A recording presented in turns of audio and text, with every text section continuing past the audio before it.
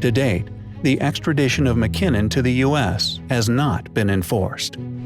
McKinnon allegedly discovered information about the craft within Solar Warden. It is said that there are approximately 8 cigar-shaped motherships, each longer than 2 football fields end to end, and 43 small scout ships. Among the things I found, there was an Excel spreadsheet entitled Non-Terrestrial Officers, which I took to be a space-going fleet made of human personnel, not aliens. It did list their names, I couldn't find them on the internet at the time. There was also a list of ships, and I googled the ship names, and there were no matches. So I knew they weren't ocean-going vessels. The Solar Warden Space Fleet operates under Air Force Space Command. There are at least 300 personnel involved at this facility. Solar Warden is said to be made up of U.S. aerospace black projects contractors, with some contributions of parts and systems by Canada, also United Kingdom, Italy, Austria, Russia, and Australia. It is also said that the program is tested and operated from secret Air Force bases, such as Area 51 in Nevada, USA.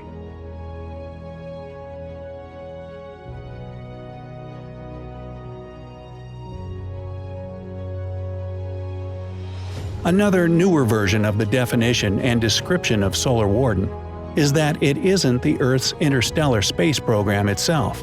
That is called the SOC.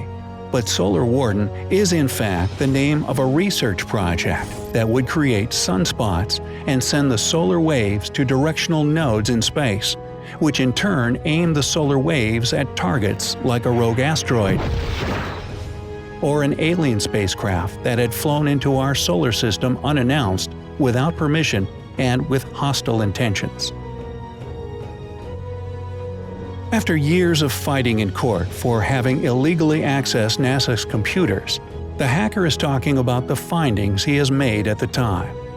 McKinnon told the judges and the press that he found evidence of technologies of alien origin, the existence of energy capable of stopping the global warming process, anti-gravity devices, and, above all, the existence of a real stellar fleet capable of driving huge distances across cosmic space.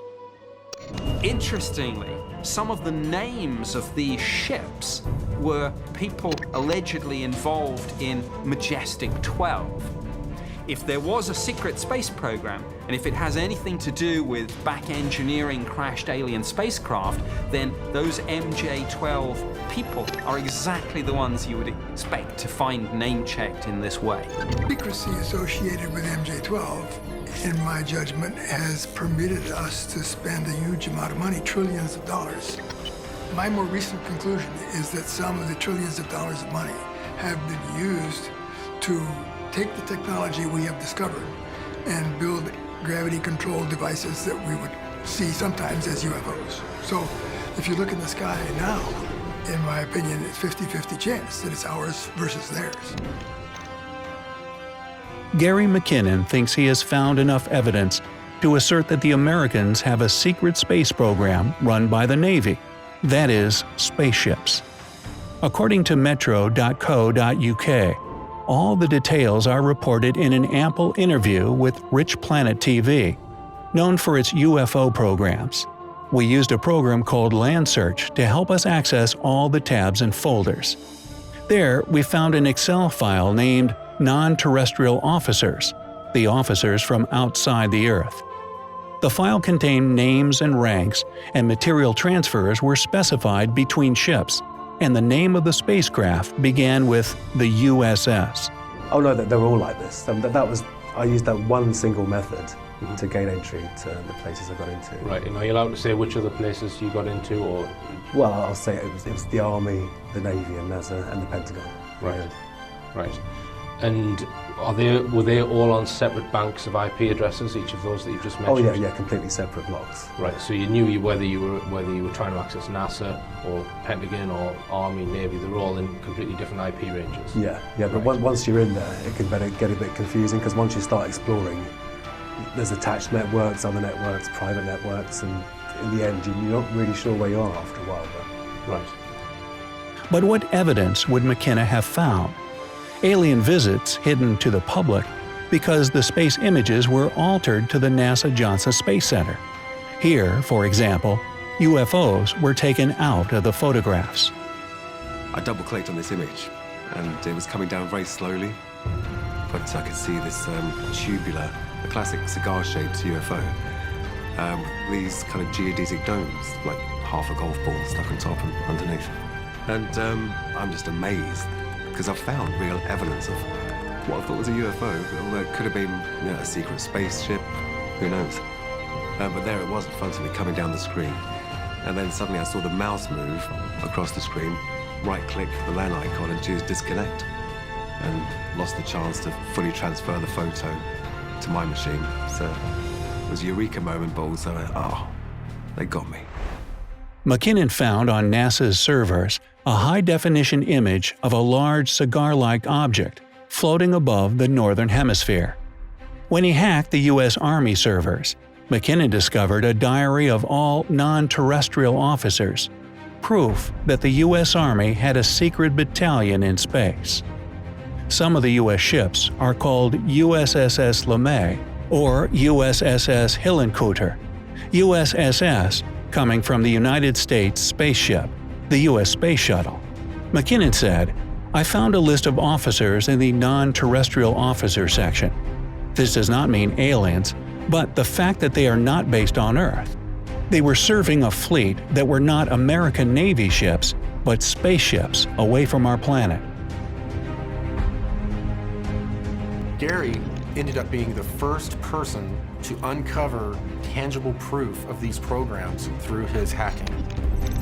Interestingly enough, the information he obtained on the different types of spacecraft, the non-terrestrial officers, fleet-to-fleet transfers, all of this perfectly coincided with Project Solar Warden. On April 13, 2009, the U.S. National Archives of Administration provided nearly 250,000 pages of documents during the Reagan administration, including its personal journal. In this, on 11 June 1985, the president wrote, "We have lunch with 5 top scientists in the field of aerospace. It was fascinating. Space is really the last frontier, and some of the developments there in astronomy are science fiction unless they are real. Learned that our transfer capacity is such that we could put 300 people in orbit. This is curious because Space Shuttle has a maximum of 8 people and only 5 for spaceflight. Even fully loaded, it would be impossible to place and maintain 300 astronauts in orbit." Currently, in the secret space programs, we've been dealing with approximately 60 different non-terrestrial groups that have come here, and some of those groups are interacting with the governments of the world right now. But I would like us to go into those files and hopefully make as much of that public as possible. If there's nothing there, let's tell people there's nothing there. What if there is something there? Well, if there is something there, unless it's a threat to national security, I think we ought to share it with the public. Well, did you look? Did you see? Did you explore? I can't reveal anything. Oh, really? You did. You know, it's funny. My daughters asked the very same question. They did? Yeah. Would you be allowed to tell your daughters what was in those files? No. You would not? No. Now that you're out of office, you can do anything you want, right? True, yeah. But I'm not telling you. It's at The aliens won't let it happen. You reveal all their secrets. They exercise strict control over us. Reagan has revealed the existence of a highly classified space program that could host hundreds of astronauts in orbit.